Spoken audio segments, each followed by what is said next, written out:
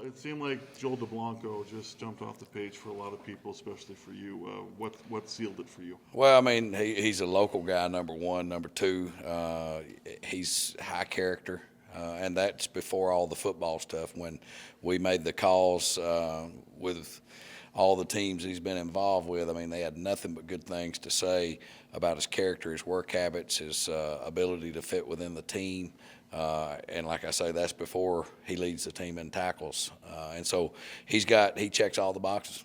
It looks like the moment isn't too big for him. Is that just kind of a combination? He has pro experience, and is that just his makeup? Well, I mean, he was fortunate enough to, be in an NFL camp, and he made, 22, 23 tackles in the 3 games he played in the preseason. He's a good football player. He was the team captain and leading tackler on a team that was top 4 in the United States in Division I. He's a really good football player. He's been put in a lot of big-time positions, and he's handled it well. He went to the combine.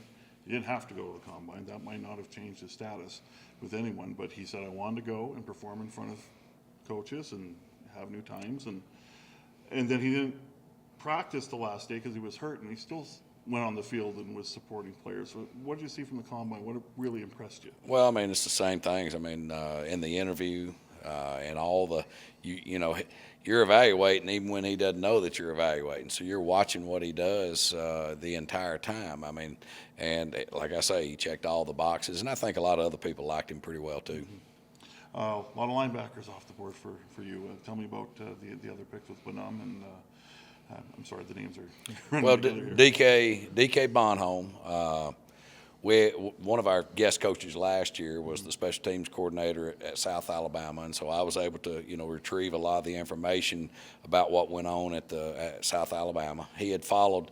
He was, he played as early on in his career at Indiana, and then the head coach or the defense coordinator from Indiana went as the head coach to South Alabama, and he followed.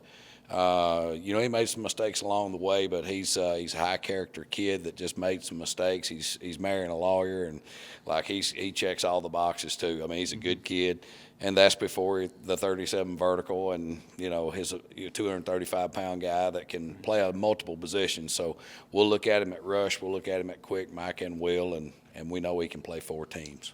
Bradley Htic, big guy, played long snapper after you picked Luke Burton-Cron at UBC. Is that where you see him maybe long term is long snapper? Well, I mean, he can long snap, that's for sure. Gives us depth at that position, which is critical. The long snapper a lot of times is not important until you don't have one. And so, that's kind of what we viewed. And then we had him listed as one of the top fullback body types on the board. Didn't run as good as what we had thought, that he probably would. But he's an awful good football player, makes an awful lot of plays. And we look forward to having him with our football team.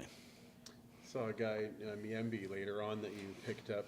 Was that a guy that stood out for you at the combine, or where did that one? Well, he was down at Delaware State, and that's the first time we started watching him. Some, and then of course when we interviewed him, I think that was when things started changing for us. He was a very high character kid that works extremely hard.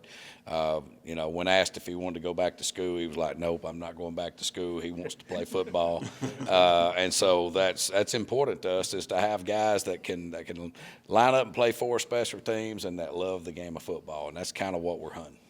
This draft was known to be fairly deep in offensive linemen.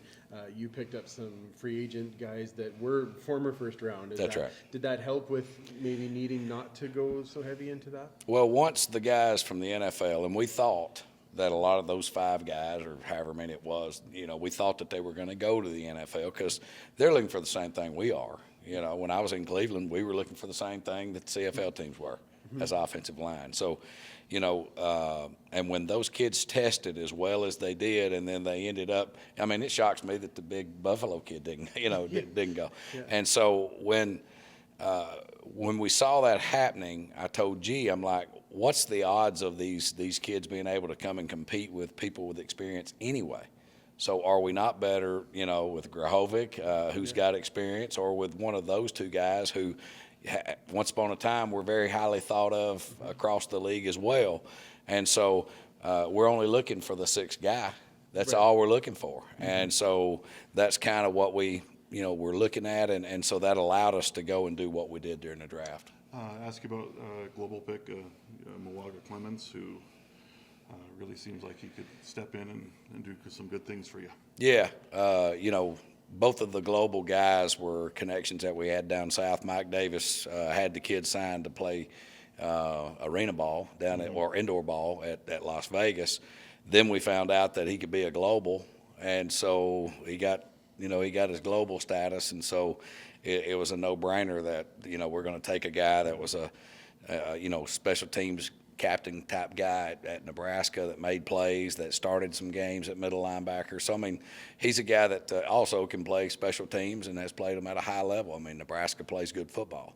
The other kid, I was down at we saw him one of the receivers at Central Missouri, and I was down there watching, and it happened to be senior day, and there's a kid that looked like Mondo. I look out there, and I'm seeing this big old good-looking kid with abs, 300-pounder with abs, and I'm looking, and I'm like, and they say, well, he's from England.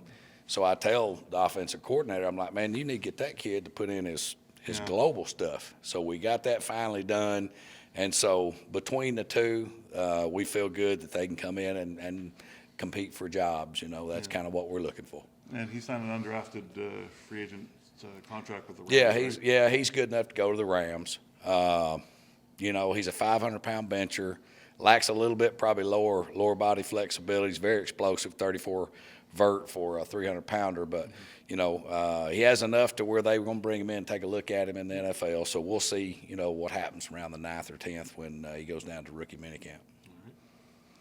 Fantastic. All right. Thank you very much. Thank y'all much. Good Appreciate seeing it. you.